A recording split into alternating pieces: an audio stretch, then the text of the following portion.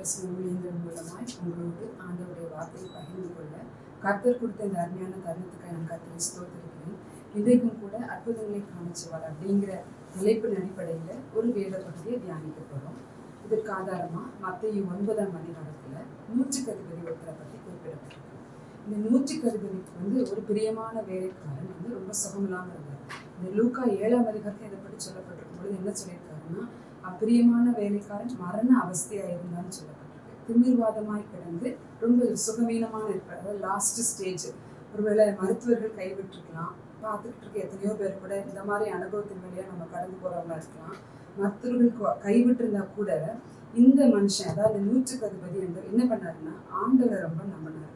ஏசு கிறிஸ்துவை குறித்து அவர் கேள்விப்பட்டிருக்காரு. ஏசு கிறிஸ்து கப்பர்நாகூமுக்கு வந்திருக்கிறார் அப்படிங்கிறது கேள்விப்பட்ட உடனே யூதருடைய அதிகாரிகளை அனுப்பி தன்னுடைய திமிர்வாதமாய் கிடந்து கஷ்டப்படுற வேலைக்காரனுக்காக ஜெபிக்கணும் அப்படிங்கிறத சொல்லி அனுப்புறாரு. சொல்லி அனுப்பும் பொழுது என்ன ஆகுதுன்னா, நான் அவன் வீட்டுக்கு நான் அவனை சுஸ்தமாக்குவேன். கர்த்தர் இயேசு கிறிஸ்து சொல்லி அனுப்பும் பொழுது இவர் சொல்லாரு, ஆண்டவரே, நீர் என்னுடைய வீட்டுக்கு வருகிறதுக்கு நான் பாத்திரவான் அல்ல அப்படின்னு சொல்றாரு. இந்த இடத்துல ஒரு தாழ்மை இருக்கு. தாழ்மை மட்டும் இல்லை, இன்னொரு வார்த்தை சொல்றாரு, நீ ஒரு வார்த்தை மாத்திரம் சொல்லும், அப்பொழுது என் வேலைக்காரன் சுஸ்தமாகும். எந்த அடிப்படையில் அவர் இதை சொல்லியிருப்பாரு? நம்ம ஏற்கனவே உபாகம்ல நிறைய கட்டளைகளை பார்த்துருப்போம். அதுல ஒரு வார்த்தை ஆண்டவர் ஒரு வசனம் சொல்லியிருக்குது. என்ன சொல்லுது அப்படின்னா, மனுஷன் அப்பத்தினால் மாத்திரமல்ல, தேவனுடைய வாயிலிருந்து புறப்படுகிற ஒவ்வொரு வார்த்தையினாலும் பிழைப்பான். அதனாலதான் இவர் சொன்னாரு, ஒரே ஒரு வார்த்தை சொல்லுங்க, என் வீட்டில் உள்ள வேலைக்காரன் திமிர்வாதமா கிடந்து கஷ்டப்படுற, அதாவது மரண படுக்கையில மருத்துவர்களால் கைவிடப்பட்டு இருக்கிற இந்த மனுஷன், என் வீட்டு வேலைக்காரன், என்னோட பிரியமான அந்த வேலைக்காரன் நிச்சயமாய் சுஸ்தமாவான் அப்படிங்கிற நம்பிக்கை முதலாவது இவருடைய இருதயத்தில் இருந்துச்சு.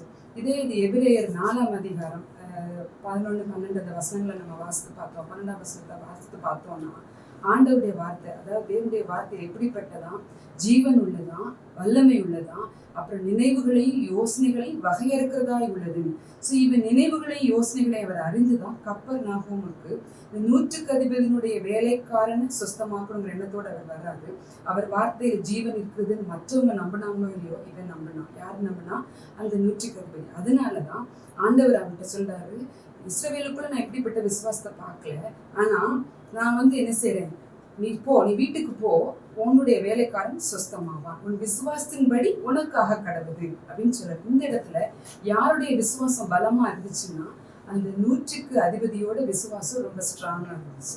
நம்ம இதுல இருந்து என்ன கற்றுக்கொள்ளணும்னா, நம்ம வாழ்க்கையில ஒரு அற்புதத்தை பார்க்கணும் அப்படின்னா, முதலாவது ஆண்டுடைய வார்த்தை வேணும், 2வது விசுவாசம் வேணும். இதே இது ஆதியாகமம் 15ஆம் அதிகாரம் 1லேருந்து 6வது வசனத்தை வரைக்கும் நம்ம தியானிப்புன்னு எடுத்துக்கிட்டோம் அப்படின்னா, ஆண்டவர் தேவனுடைய வார்த்தை ஆபிரகாமுக்கு உண்டாகி அவர் சொல்லியிருப்பாரு, பயப்படாதே, நான் உனக்கு கேடகமும் மகா பெரிய பலனுமா இருக்கிறேன்னு சொல்லியிருப்பாரு. அப்ப இவர் சொல்லுவாரு, ஆண்டவர் நீங்க எனக்கு என்ன தருவீங்க, நான் பிள்ளை இல்லாம இருக்கிறேனேன்னு சொல்லும் பொழுது ஆண்டவர் சொல்வாரு, நீ வெளியே வா. அவனை வெளியே அழைத்து, ஆபிரகாமை வெளியே அழைத்து சொல்வாரு, வானத்து நட்சத்திரங்களை நீ எண்ணிப்பாருன்னு சொல்லுவாரு. அது என்ன கூடுமானால் நீ எண்ணிப்பாரு, உன் சந்ததி இவ்வளவு பெருக்கமா இருக்குன்னு சொல்லியிருப்பாரு. இந்த 15:6, 15ஆம் அதிகாரம் 6ஆம் வசனத்தை சொல்லியிருப்பாரு, அவன் விசுவாசித்தான், அது அவனுக்கு நீதியாக எண்ணப்பட்டது. அவன் விசுவாசிச்சான், முதல்ல வார்த்தை வந்துச்சு, 2வது விசுவாசம் வந்துச்சு. இந்த வார்த்தையும் விசுவாசமும் வேலை செய்ய ஆரம்பிச்ச பிறகுதான் ஆதியாகமம் 21க்கு அப்புறம் பார்த்தீங்கன்னா, 21ல ஆண்டவர் 21, 22ல பார்த்தீங்கன்னா, சாராள் பேரில கடாட்சமானார் சொல்லி ஒரு ஆண் மகனோட கொடுக்காருன்னு நம்ம பார்க்கணும். இதுல இருந்து என்ன தெரியுதுன்னா, நம்ம வாழ்க்கையில ஆண்டவர் அற்புதம் செய்யணும், நம்ம மற்றவங்களுக்கு அற்புதமா இருக்கணும், நம்ம வாழ்க்கையில அற்புதத்தை செய்யறத மற்றவங்க பார்க்கணும் அப்படின்னு ஒரு எண்ணம் நமக்குள்ள இருந்துச்சு அப்படின்னா, முதலாவது ஆண்டவருடைய வார்த்தையை நம்ம நம்பணும். எப்படி 100க்கு அதிபதி ஒரே ஒரு வார்த்தை சொல்லுங்கப்பா, அந்த வார்த்தை என்னுடைய வேலைக்கான சுத்தமாக்குன்னு சொன்னாரோ, அந்த வார்த்தையை நமக்குள்ள என்ன செய்யணும், முதல்ல நம்பணும். இதேதான் யோவான் 1ஆம் அதிகாரம் 1ஆம் வசனம் சொல்லுது, ஆதியிலே வார்த்தை இருந்தது, அது தேவனிடத்தில் இருந்தது, அது தேவனாய் இருந்தது. வார்த்தையாய் மனுவுருவாய் வந்த அந்த இயேசு கிறிஸ்துவை இவன் சார்ந்து கொண்டான், அவரை தேடி போனான். அதாவது இந்த விசுவாசம், ஃபெய்த் அப்படிங்கிறது எப்படின்னா ஒரு ஆக்ஷன் வேர்டு மாதிரி. அதை நம்ம செயல்படுத்தும் பொழுது ஆண்டவருடைய வார்த்தையும் அதுவும் சேர்ந்து என்ன செய்யுமா, அற்புதத்தை நிச்சயமா நம்ம வாழ்க்கையிலே நடப்பிக்கும். அதனாலதான் எபிரேயர் 11:11-12 சொல்லியிருக்கு, சாராளும் விசுவாசத்தினாலே தான் வயது சென்றவர்களா இருந்தாலும் பரவாயில்ல, வாக்குத்தத்தம் பண்ணினவர் உண்மை உள்ளவர் என்று எண்ணி என்ன பண்ணாங்கன்னா, அந்த அம்மா தன்னுடைய பிள்ளையை பெறுகிறதுக்கு விசுவாசித்ததுனால பிள்ளையை பெற்றுக்கொண்டாங்க.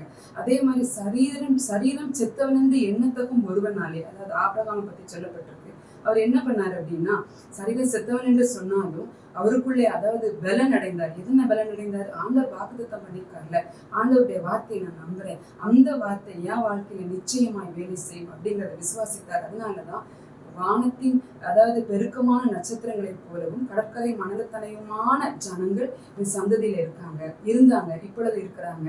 ஒரு தேசமே இவர் மூலமாய் உருவாச்சு அப்படிங்கறது நம்ம இப்ப வரைக்கும் கண்கூட பார்த்துட்டு இருக்கோம். இதற்கெல்லாம் அடிப்படை என்னன்னா தேவனுடைய வார்த்தையும் விசுவாசமும். இதுல இருந்து நம்ம கன்க்ளூஷனுக்கு வரலாம்னா, தேவனுடைய வார்த்தையும் விசுவாசமும் நம்ம வாழ்க்கையில வேலை செய்ய ஆரம்பிச்சுச்சு அப்படின்னா நிச்சயமாய் நம்ம வாழ்க்கையில அற்புதங்களை காண முடியும். அற்புதங்களை காண செய்கிற தேவன் நம்ம வாழ்க்கையில வரணும்னா அவருடைய வார்த்தையை விசுவாசிக்க வேண்டும். அந்த வார்த்தை ஜீவன் உள்ளதாகும். அதாவது இதை நீங்க மற்ற மொழிபெயர்ப்புல பார்த்தோம் அப்படின்னா, எபிரேயர் 4:11 எப்படி சொல்லியிருக்காங்கன்னா, அவருடைய வார்த்தை எஃபெக்டிவா இருக்கா, வார்த்தை லிவிங்கா இருக்குதா, அவருடைய வார்த்தை மோர் பவர்ஃபுல்லா இருக்குதா, எஃபெக்டிவ் ஆக்டிவ் அப்படின்னு ஒவ்வொரு மொழிபெயர்ப்புலையும் அவருடைய வார்த்தையை குறித்து விதவிதமான விளக்கம் கொடுக்கப்பட்டிருக்கு. அப்ப இந்த வார்த்தை நம்ம வாழ்க்கையில வந்துச்சுன்னா நிச்சயமாய் ஆண்டவர் என்ன செய்வார்? நம்ம வாழ்க்கையில அற்புதத்தை காண செய்வார். ஃபெய்த்னா என்ன அப்படின்னா, ஃபெய்த் இஸ் நத்திங்.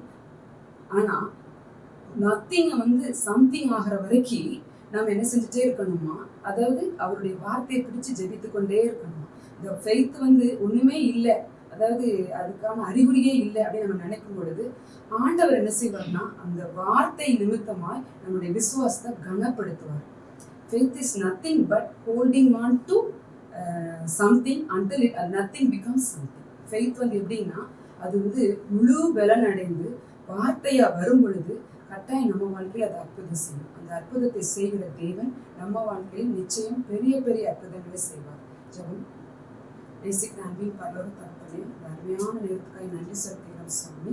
யாரெல்லாம் பெரிய பெரிய அற்புதம் என் வாழ்க்கையில வேணும், கற்பத்தின் கனி வேணும், இல்லை என் சுகவீனத்துல ஒரு அற்புதம் வேணும், அது சுகமா மாறணும்னு சொல்லி எங்களோடு இணைந்து ஜெபிக்கிறாங்களோ ஒவ்வொருவருக்காகவும் நாங்கள் ஜெபிக்கிறோம் சுவாமி. கர்த்தர் பெரிய காரியங்களை செய்ய வேண்டுமாய் ஜெபிக்கிறோம் சுவாமி.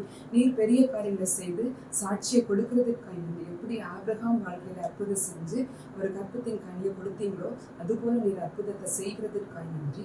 அதே மாதிரி 110 வேலைக்காரருடைய வாழ்க்கையில அற்புதத்தை செஞ்சீங்களோ அதை ஆண்டவருடைய ஸ்தோத்திரம் கனப்படுத்துனீங்களோ, அவருடைய வார்த்தை நிமித்தமாய் கனப்படுத்துனீங்களோ அந்த கனத்தை இவங்க ஒவ்வொருடைய வாழ்க்கையில செய்கிறதுக்காக நன்றி.